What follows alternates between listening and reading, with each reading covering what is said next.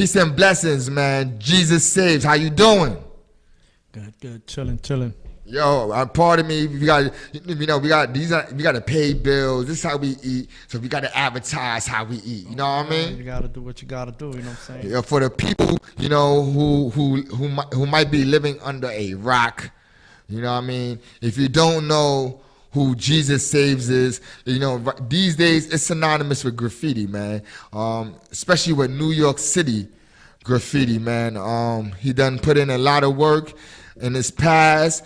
Now he's transitioning into another phase of his career. You know what I mean? And with more positive outcomes. So I'm glad to have you here, God. Without thank you, man. It's good to be here. We in Ridgewood, a couple of blocks from where you grew up at. Yeah. We call it Ridgewood. Back in the day, this would have been called Bushwick. Yeah. You know what I mean? You grew up a couple of blocks up from here.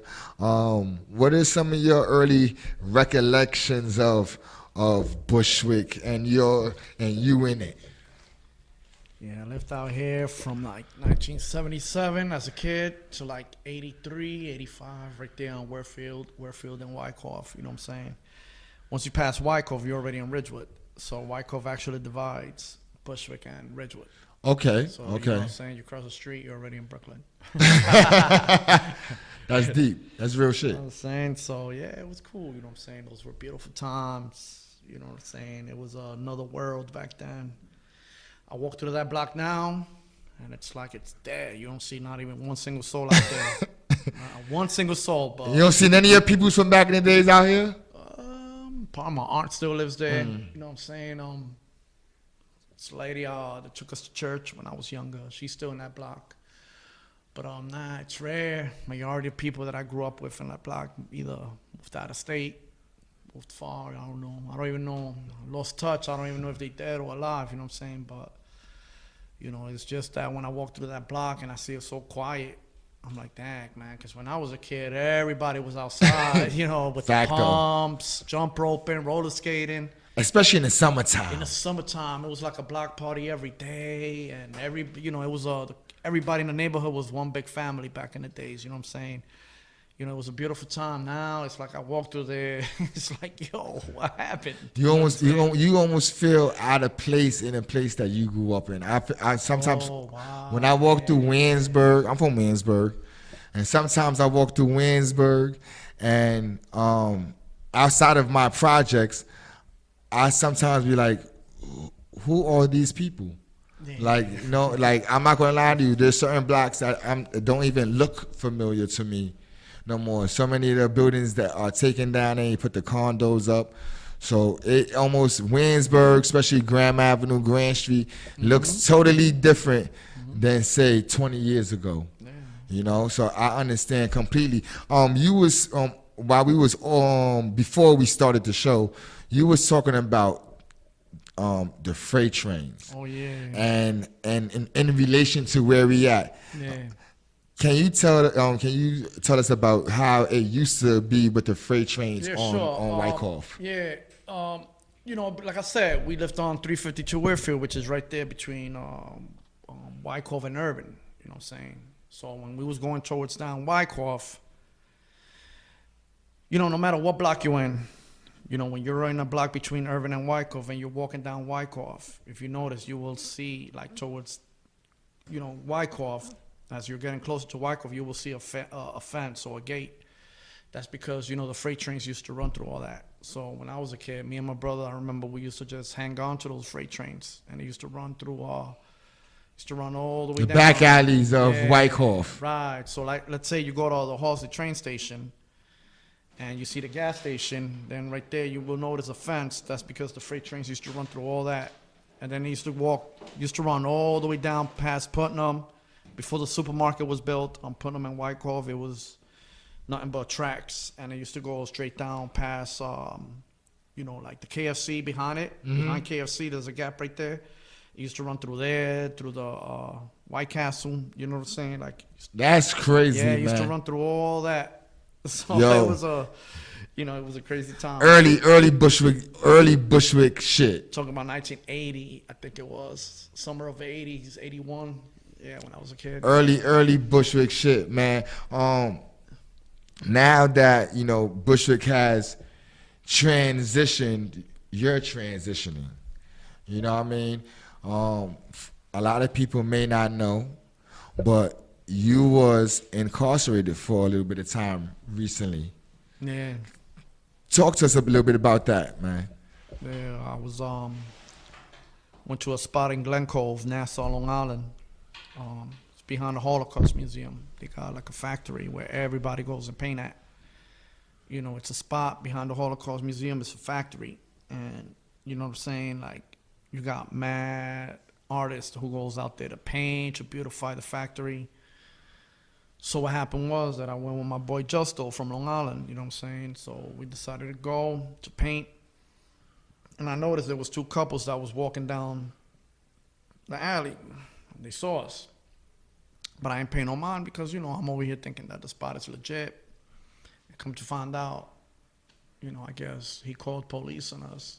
And, well, he did call police on us. And, definitely didn't guess. Yeah, they showed up. You know, I mean, not that they showed up to the spot, but as I was leaving, going back to the car, they were already there, and they just pulled up on me, asking me where I came from. So I just came from the back. They were like, "Oh, let me see ID. Let me see what's in your bag." And they got me. Then later they got my boy that, you know, took me to the spot. What happened was that when we saw the judge, you know what I'm saying, they gave him slack because, you know, he don't really got that much arrest for graffiti, but for the fact that I had like a total of 15 arrests. A little bit different. Yeah, they hit me hard. And it's in Long Island. You know what I'm saying? So that's even worse. Nassau County. You already know how they give it up over there. Yeah, Nassau County is the worst, man. You know what I'm saying? Like, I don't know. I mean, if I would have got caught out here, if I was in Rikers, you know what I'm saying, it would have been, who knows, maybe I wouldn't even do that much time. They gave me 6 out of 6. I did 4. You know what I'm saying? And it would have been like that out here, you know what I'm saying? Like, it would have, I don't know, man. It probably would have done 30 or 15 days, which I wouldn't mind. But you know what I'm saying? But that Nassau County stuff, man, 4 months wasn't easy. You know what I'm saying? So, you know, but it is what it is. I took it like a man. You know, I had no control over that. And you know what I'm saying? I just thank God for the process. You know, and I was like, you know what? I mean, I just want to do my time in peace and make the best out of it. You know what I'm saying? Like, took advantage to read the whole Bible, doing my push-ups, you know, socializing with some certain cats up in there, you know what I'm saying, having little Bible studies, and it was beautiful, you know what I'm saying. We would, you know, have a praying meeting, and a lot of inmates would just join us and pray with us, and, you know, it's very important because sometimes, you know, each one of us, you know, need a little bit of that, those who are ready for it, you know what I'm saying, and, you know, it was a beautiful experience, even though it was, you know, I felt buried alive, you know what I'm saying? I would just be walking back and forth and be like, dang, you know what I'm saying? Like, man, you know, you don't know what's your freedom until you win there, you know what I'm saying? And it could have been worse, you know what I'm saying? Like, was you doing push-ups? Yeah, of course, yeah, of course. I was doing my push-ups, my pull-ups. You know, I had my own cell, you know what I'm saying? So it's not like a dorm. It's like everybody has their own cell. You know, while I was in there doing my push-ups, reading my Bible, and writing my gospel rhymes. You know what I'm saying? So I made sure I had a pen and a pad and just keep my, you know, entertain myself, just writing and learning at the same time, you know, taking notes. I haven't been incarcerated in like 9 years. How's the environment these days?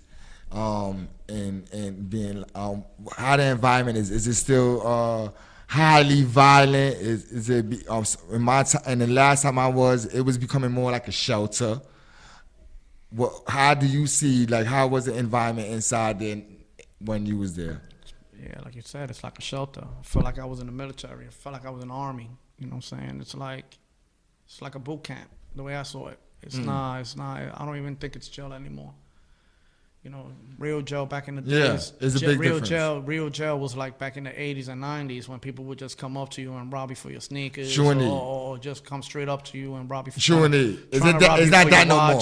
Nah, it's not like that. Everybody's just trying to chill, lay back. They're trying to go home. You know what I'm saying? Like, And like I said, it's more like a boot camp. It's like an army stuff, you know. It's kind of militant. You know, everybody got to take the showers. You got to get up at a certain time. You know what I'm saying? You know, the towel. So, and, you know, and everybody's just, you know, we're basically like slaves. But then again, you know, it's militant. It's army, some army status stuff now. You know what I'm saying? It's not like back in the days where, like I said, when it was real jail, when people would just come up to you and be like, yo, run your Timbs, or let me get your polo or your Guess shirt. You know what I'm saying? Get your Tommy Hilfiger watch. Well, you was talking about writing rhymes while you was incarcerated. You know, that kind of goes into, you know, the other part of this interview where a lot of people don't know that you do music. Yeah, I just got into it. You know what I'm saying? Like, I'm just doing it for the fun of it because, you know, this is another way of, you know what I mean, like spreading the word. So I'm trying to, like, you know. So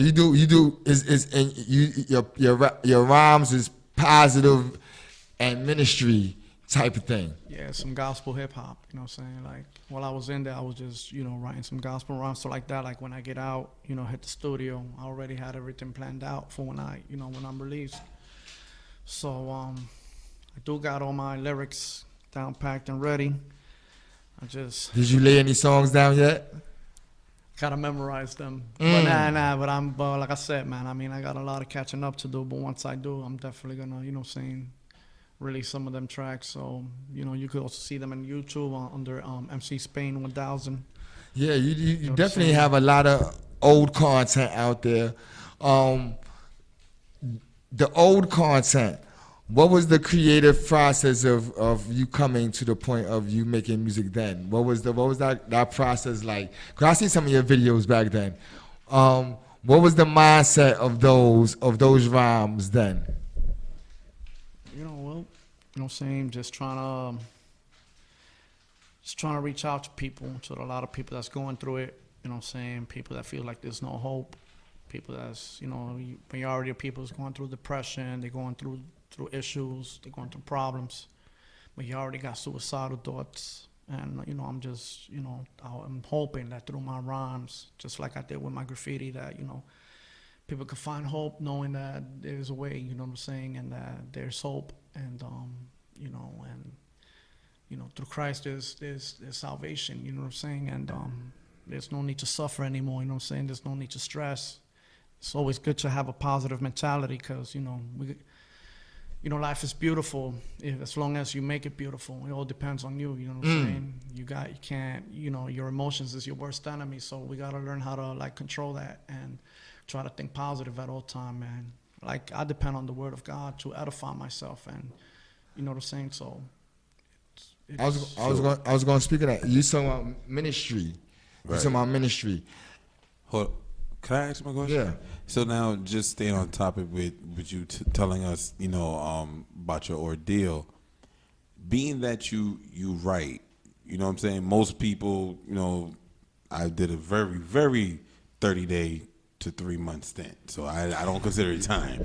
You know what I mean? But my man was bidding. I mean, don't take 30 days, 3 months. He was bidding, baby. I learned my lesson real fast. Yeah. But even for me, like, I was like, yo, dude, you was stupid. You know, like, everybody has that reflect moment, but as an artist, you know, when you write, it becomes more realer to you because you're reading what you was feeling, what you was thinking.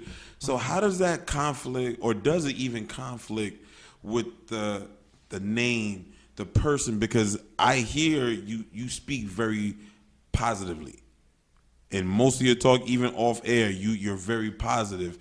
But to get into a situation where you got yourself locked up, that's a paradigm right there. You know what I'm saying? Like you're doing good and bad, and it plays with it. So what you do in your music, how did that play into you? Did it make it more realer? Did it open your mind up more compared to what you was writing before? Because you was in jail. You understand what I'm saying? Like, do the rhymes reflect that pain? Yeah, well, I started becoming more aware of my surroundings, you know what I'm saying, and the people that was in there. So I'm saying, I hear stories and stuff, so it kind of like gave me some few ideas of what to write about. You know what I'm saying? Like, this guy has suicidal thoughts, or majority of the guys I was in there in Nassau County, you know, they're MS-13 gangs, and you know what I'm saying. So listening to, you know, certain experience these people went through, you know what I'm saying, has helped me, gave me a clear mind of more or less what you write about, how to, you know, be able to reach a lot of people out there, you know, that's going through it, and that feels like there's no hope and there's no way out, you know what I'm saying. And it's sad because, you know, I'm over here like stressing because I was, you know, out of 6 I did 4, but then again, I'm around people that's probably not even gonna ever, they're not ever going home. They're not even gonna see the light of the day. Well, I definitely say it says a lot about your character that you guys, certain individuals, willing to open up and talk, whether about them, their personal demons, or what their mental state that drives them to do what they did or whatnot that got them in there. Right. For them, we all know those individuals don't open up and talk. You know what I mean? So exactly. For them, I mean, you might be just doing exactly what your calling is, you know what I'm saying, outside of just expressing that, like, yo, it's okay, whether it was graph or your music. I mean, for those individuals to be talking to you, and me being a person that's like, I'm not of that world, so when I was talking to them, I was like, yo, what the hell? Like, why? Maybe you belong in here, dogs. Like that was normal to you. You know what I'm saying? So for those individuals, like people was telling me rules like, yo, dogs, you shouldn't even let people take a look at your paperwork or even confront you about. I'm like, why? It's nothing to me. I'm like, dog, I'm out of here. I know I'm out of here. He may not be. He ain't gonna steal my name. He ain't gonna do nothing. You know, you know what I'm saying? Like that's how free I am. Right. And there, the mindset is not like that for those that's watching and don't know what happens behind those walls. Individuals are real tight-lipped, or they'll fabricate a situation just so that you can't even get to the real of a situation. So for them to be talking to you and you able to have content that will inspire you to write, that's a big thing, you know. Well, time out. So, you know, I've been to prison for a long time, and I was a graffiti writer before I went to prison. Most graffiti writers become like the artists in prison. Was you doing cards for people and stuff like that? Right. Yeah, how's Was you the card guy? That was my commissary right there. Yeah, there you go. Envelopes for people. I did, you know what I'm saying? I did letters. Everybody would just come up to me. That's the hustle. Everybody come up to you. Yo, can you do my girl's name? Yeah, they would give me. Yeah, exactly. The what you call it? The six pack. That's crazy. Yeah. Yo, that's the hustle. That's how you. That's how a lot of us eat. Pop charts, sneaker bars. You know, honey buns. You know what I'm saying? Like they'll be like, yo, do my girl's name. They'll hook me up with like $2 worth, $3 worth. Because people in Nassau, Long Island, they hustlers. Nobody's even into graffiti like that over there. So when they started seeing my stuff, they're like, yo. You was the man. Yeah. You was the man. You know what I'm saying? Yo, that looks hot. This, you know, before we close, I want to say some things to you, man. You put in a lot of work in our community. When I say a lot of work, like a lot of work. I remember meeting you back in the days during the Liberty times. You know what I mean? You always was in the hood. You was always in my hood. You know what I mean? Everybody speak positive about you. You know, all the home team, AMK, EFCs, and everything. No doubt. And so, you know, you always been humble, but you put in a lot of work into the community. So you're transitioning now to piecing. What should we be expecting from you piece-wise? The evolved Jesus Saves. Even though I seen you piece before too. Yeah, I hear you, man. Right now, you know what I'm saying? Like when I'm having 2 shows by September in Long Island next month. I'm gonna be doing a live painting, live piecing. It's a hip hop show.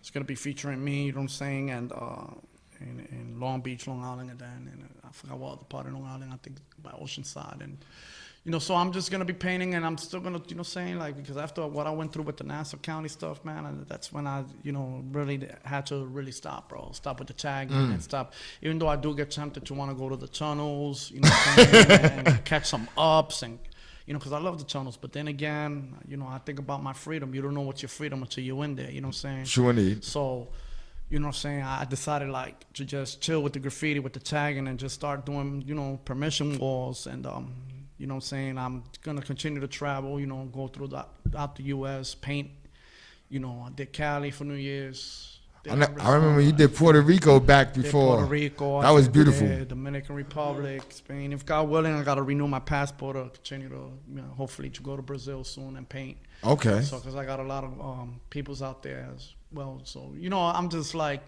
going to continue to peace and do permission. Look into Guatemala. I heard Guatemala got some nice spots over there. My boy showed me some. It's funny because my ex-fiance is from Guatemala. Oh, shit. Yeah.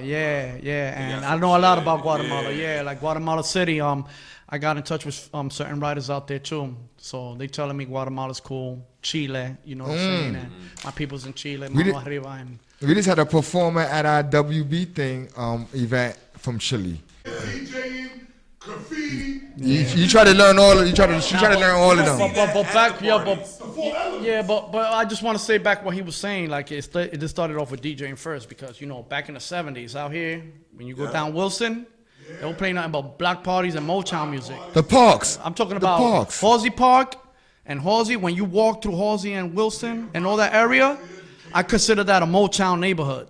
That's a Motown neighborhood because back in the 70s, people were playing nothing but Diana Ross and the Supremes, Stevie Wonder, the Four Tops, Marvin Gaye, you know what I'm saying, Smokey Robinson, the Miracles, Temptations, you know what I'm saying, Aretha Franklin, Dionne Warwick, they were playing all that music, you know what I'm saying? Soul music, man. Yeah, soul music. Gladys Knight and the Pimps, you know what I'm saying? Stylistic, Delphonic.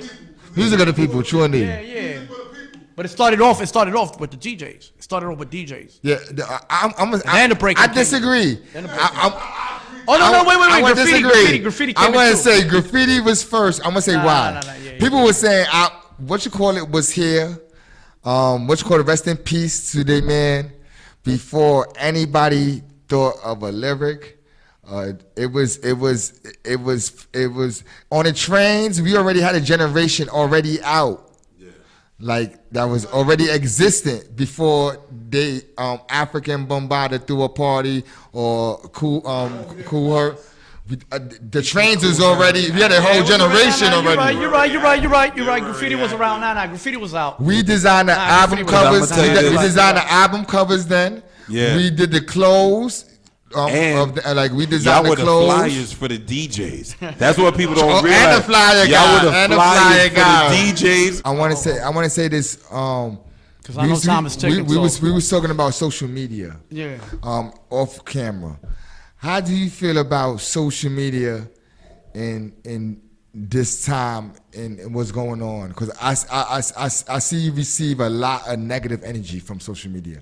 So how do you feel about social media? Yeah, like I said before, man, like 7 years ago, I ain't gonna play no saint. I know I said certain things out of anger that got me into a lot of drama and beef, but a lot of people needs to realize that most of the time when you sometimes you gotta be careful what you say, man. I mean, if you built like that, you can back your word up, but if not, then you're just looking for problems and beef and drama, and majority of people even got killed over stuff like that. Either social media, either stuff they saying on YouTube, going back at each other through the hip hop music and the rap music. Even they even taking that personal. You know what I'm saying? So, the beef is real.